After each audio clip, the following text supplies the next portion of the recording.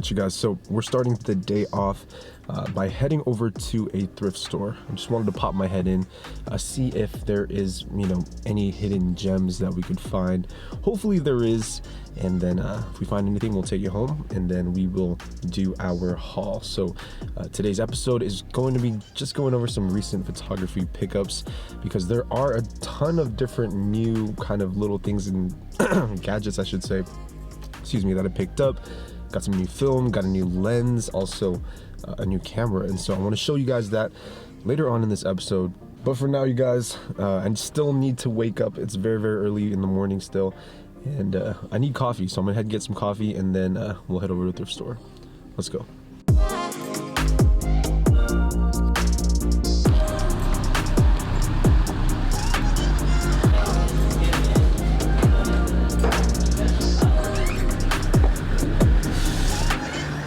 All right, it's white mocha season, folks. I'm just saying.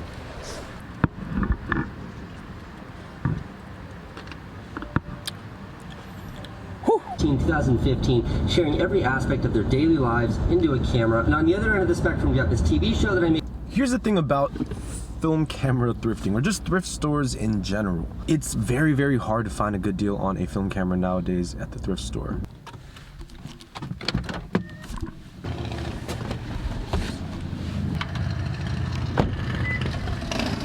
All right, we're here. We're at the battleground. Let's go.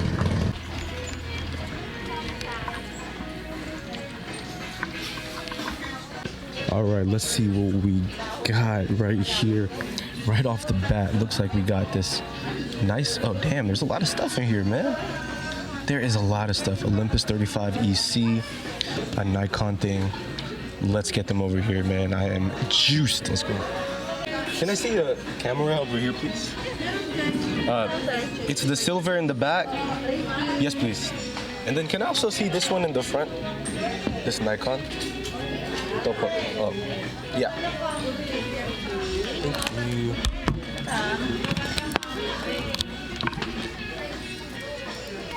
Look at that. Olympus 35 EC. The 42, 2.8. Okay, I gotta check this out for myself, guys. Seems like the shutter is locked up. Basically, when you get out the front line, you make a right. The intersection right here, you make another right. This is probably a bad idea. These are the batteries that came out of it. Some dust along with it. I don't even know what type of batteries these are. That's gross. Okay. This Nikon case. Let's see what this is right here. Please tell me this. Please tell me this. Oh my goodness. Okay, no, it's not what I thought it was. It's a Nikon Zoom. Not bad. Look at that top screen, looks pretty nice though. No battery on it. And it seems like the battery door is broken. That is actually really nice. 35 3.2.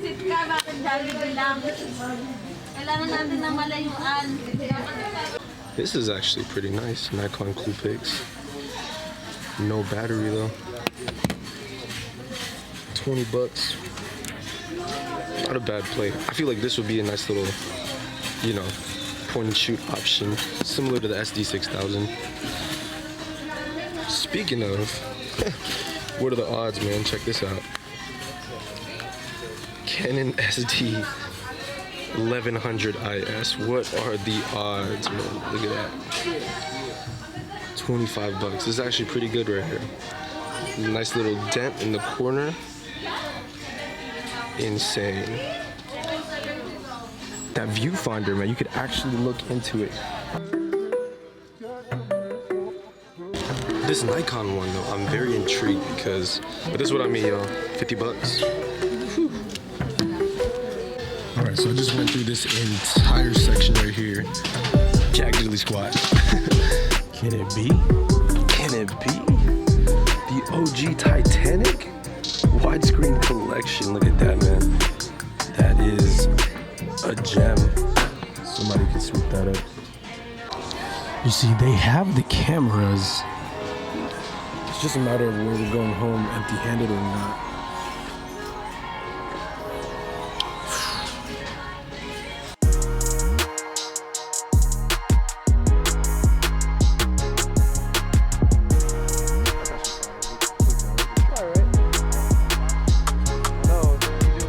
Alright, you guys, so we are back home after hitting the thrifts. It's later on in the night. I don't know if you guys could tell, it kind of changed and everything, but we did end up picking up one item from the thrift store today. And not only am I going to show you that item itself, but I'm also going to be doing a little photography haul for the month of July. Because it's August, right? It's August, okay. Now in the month of July, I picked up a couple of different things. I had some film, a new lens, and a couple of cameras, and we're gonna get into that here in just a second. But with that said, let's go ahead and jump into the camera that we picked up today.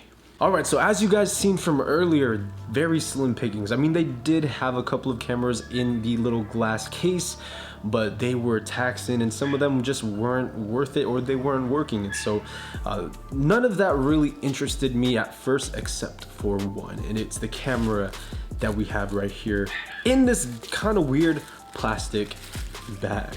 Okay, so here is what we picked up.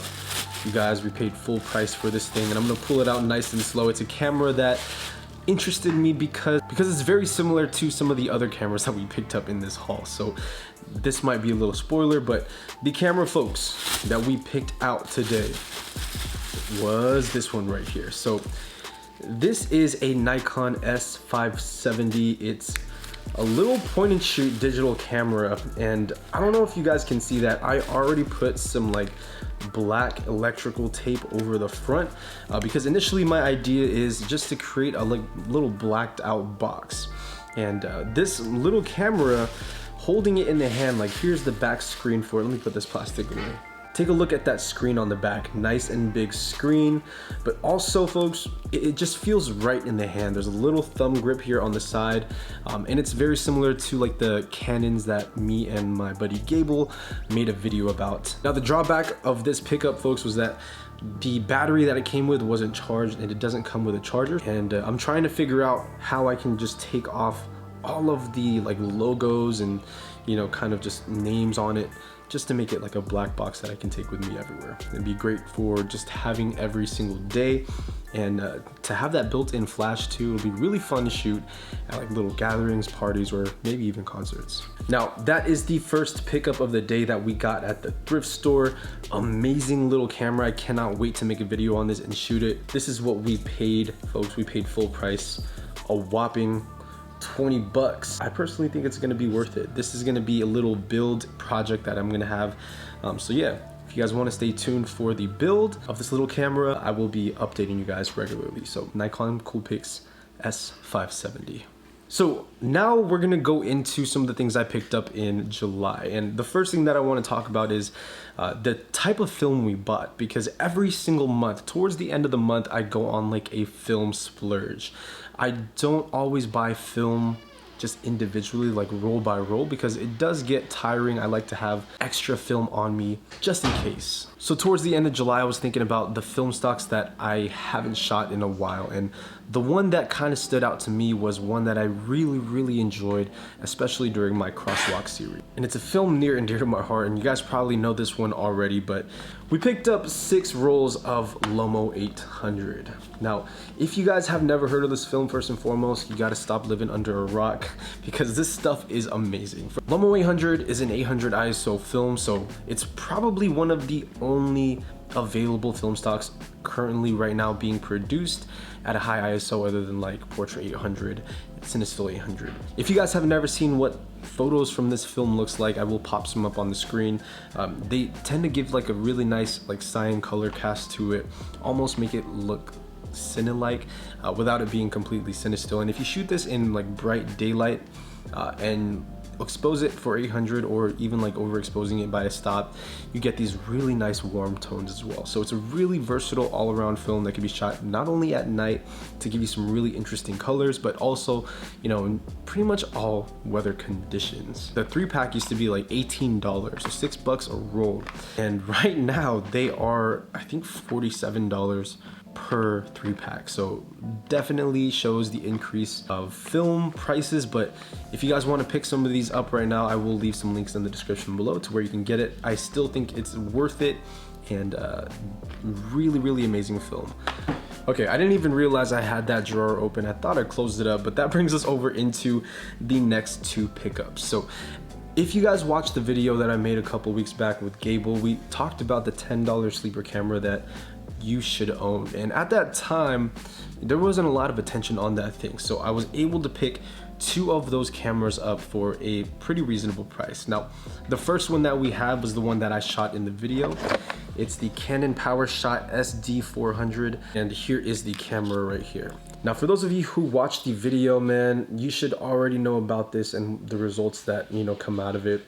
Extremely good results. It has 6 megapixels, and it's not the highest megapixel count camera in the world, but for what it does and just kind of generalized photography, especially if you are a film shooter and you enjoy film point-and shoots, this is something that I feel like you should just keep in your car, or even in your backpack or in your purse, whatever it may be, because you never know when you're gonna need a camera. And to have something this small, this compact, to be able to bring with you anywhere, it honestly is a game changer. So that is the first one that I picked up. I don't know if you guys can see here on the packaging, I got it at a thrift store.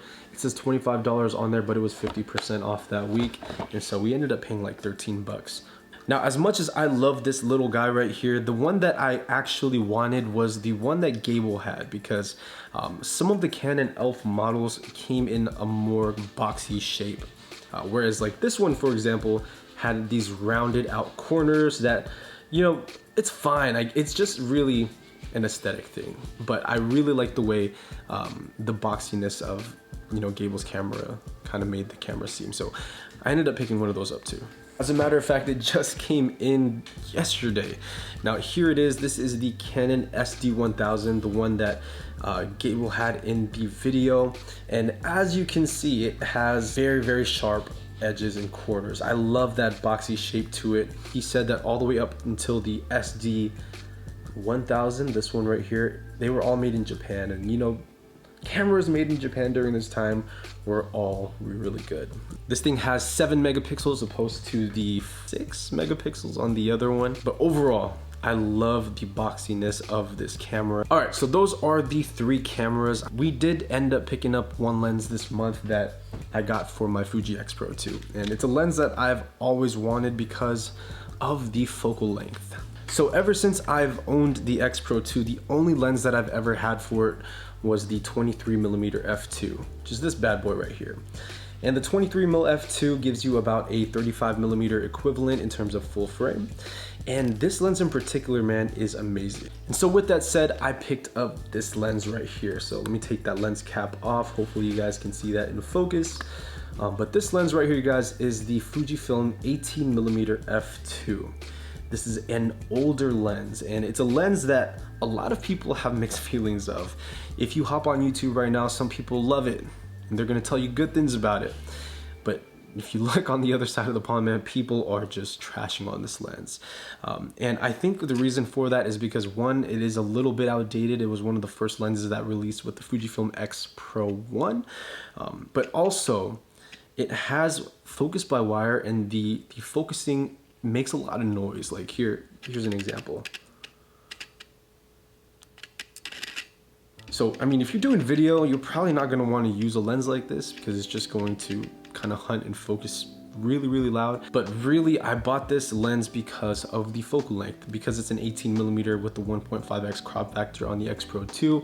It turns out to be a 28mm focal length, which is amazing to me. Now, because I have shot a lot in the past with Leicas as well as my Voigtlander Bessa R2A, I'm very familiar with manual focusing, with zone focusing. And with this lens, when you set this thing into manual mode, you get a really big range of area in focus, so you can zone focus with this lens. And so a lot of the time when I'm out shooting with this, I will only use manual focus. I will just zone focus for everything. You know, at f8, pretty much everything is in focus, and so it turns almost into a point and shoot, but you can kind of, you know, play around and adjust that between f4 and f8. So far, guys, my experience on this lens has been really good. It's a smaller kind of pancake styled lens. It is kind of beefy, it's kind of chody. I wasn't expecting that for an 18mm lens, because the 23mm f2 was a little bit skinnier, even though it was taller. Now, it did come with like a square lens hood, which is pretty dope. Have a square lens hood stock from a company like this is insane. I don't know why they don't do that with some of their newer lenses, and kind of just slides up on the front and gives the camera an almost like Summicron look, you know. But with that said, you guys, that is the end of the photography haul. I like to do these wrap-ups at the end of the month just as a kind of like casual video, get you guys updated on what I have been shooting with. At this time, I want to turn the mic over to you and ask you, do you guys have any new things that you guys have been working with? Any new cameras, any new lenses, any new film? Shoot, do you have any new chemicals that you're using, like a C41 kit that you're developing your film with? Let me know in the comment section down below. I'm always excited to hear what the community has to say, and, you know, just hear what you guys have been up to. So yeah, thank you, man, for tuning into this episode. I hope you enjoyed it, but that's gonna wrap it up. I'll see you in the next one. As always, Minolta Gang.